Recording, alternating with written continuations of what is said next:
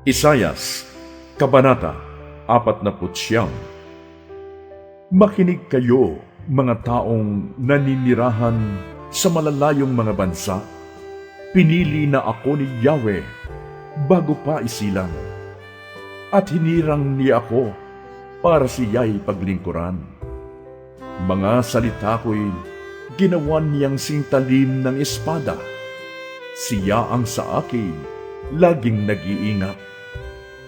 Ginawa niya akong parang matulis na palaso na anumang oras ay handang itudla. Sinabi niya sa akin, Israel, ikaw ay lingkod ko. Sa pamamagitan mo, ako'y pupurihin ng mga tao. Ngunit ang sagot ko, ako ay nabigo sa aking pagsisikap. Hindi nagtagumpay, gayong ibinuhos ko ang aking lakas. Gayunmay, ipinapaubaya ko kay Yahweh ang aking kalagayan, na ako'y kanyang gagantimpalaan sa aking nakayanan. Bago pa ako'y panganak, ay hinirang na ni Yahweh.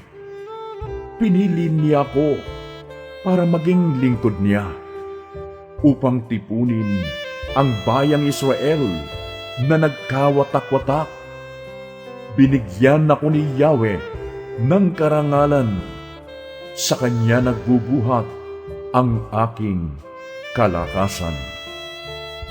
Sinabi sa akin ni Yahweh, Israel na aking lingkod, may mas mahalaga pa akong ipapagawa sa iyo.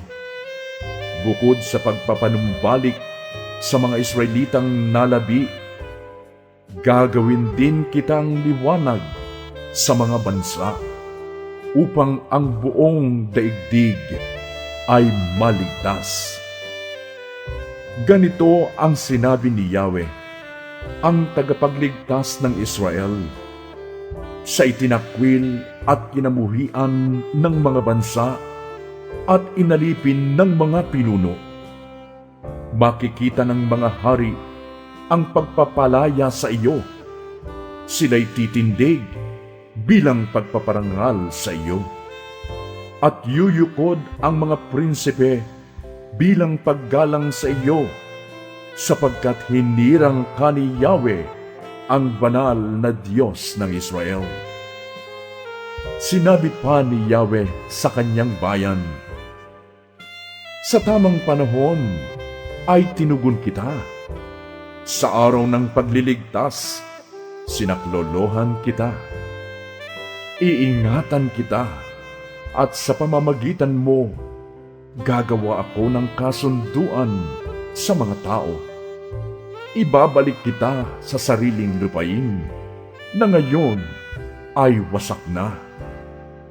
Palalayain ko ang mga nasa bilangguan at dadalhin sa liwanag ang mga nasa kadiliman. Sila'y matutulad sa mga tupang nanginginain sa masaganang pastulan. Hindi sila magugutom o mauuhaw, hindi rin sila mabibilad sa matinding hangin at nakakapasong init sa disyerto, sapagkat papatnubayan sila ng Diyos na nagmamahal sa kanila. Sila'y gagabayan niya patungo sa bukal ng tubig. Gagawa ako ng daan sa gitna ng kabundukan, at ako'y maghahanda ng lansangan upang maging daanan ng aking bayan.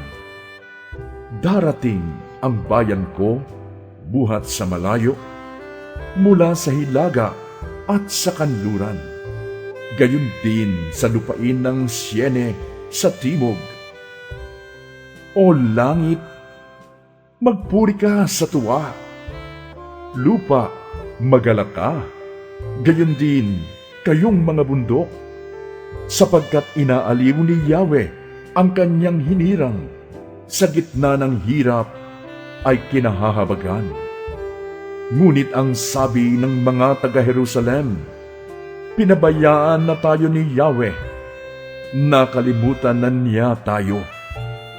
Ang sagot ni Yahweh, malilimot kaya ng ina ang sarili niyang anak? Hindi kaya niya mahalin ang sanggol niyang iniluwal? Kung mayroon mang inang lumilimot sa kanyang anak, hindi ko kayo kakalimutan kahit sandali. Jerusalem, hinding-hindi kita malilimutan. Pangalan mo'y nakaukit sa aking mga palad. Malapit nang dumating ang muling magtatayo sa iyo, at ang nagwasak sa iyo ay paalis na. Tumingin ka sa paligid at masdan ang nangyayari. Ang mga mamamayan mo'y nagtitipon-tipon na upang umuwi. Ako si Yahweh, ang Diyos na buhay, ang nagsasabi, ipagmamalaki mo sila balang araw, tulad ng babaeng ikakasal na suot ang kanyang mga alahas. Aking pinabayaan na mawasak ang iyong bansa, ngunit ngayon ito'y magiging masikip sa dami ng tao, at ang mga taong dumurog sa iyo ay itatapon sa malayo. Sasabihin ng mga anak mo balang araw na isinilang sa pinagtapunan sa inyo. Ang bayang ito'y maliit na para sa atin. Kailangan natin ang mas malaking tirahan. Sasabihin mo naman sa iyong sarili, kaninong anak ang mga iyon? Nawala ang mga anak ko, at ako namay hindi na magkakaanak. Itinapon ako sa malayo, ako'y iniwang nag-iisa. Saan galing ang mga batang iyon? Ang sagot ng Panginoong Yahweh sa kanyang bayan, huhudyatan ko ang mga bansa, at ang mga anak mo'y iuuwi nila sa iyo. Ang mga hari ay magiging parang iyong ama, at ang mga reyna'y magsisilbing ina. Buong pagpapakababang yuyukod sila sa iyo bilang tanda ng kanilang paggalang. Sa gayon ay malalaman mong ako nga si Yahweh. Hindi mapapahiya ang sinumang magtiwala sa akin.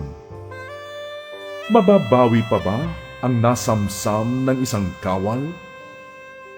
May liligtas pa ba ang bihag ng isang taong malupit? Ang sagot ni Yahweh, ganyan ang mangyayari.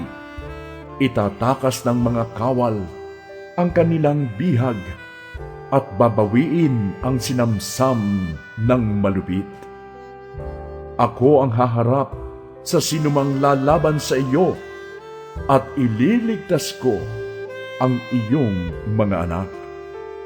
Hihimukin kong magpatayan ang mga umaapi sa inyo. Mag-aalab ang kanilang puot at mahuhumaling sa pagpatay. Sa gayon, makikilala ng sangkatauhan na akong si Yahweh, ang makapangyarihang Diyos, ang nagligtas sa Israel.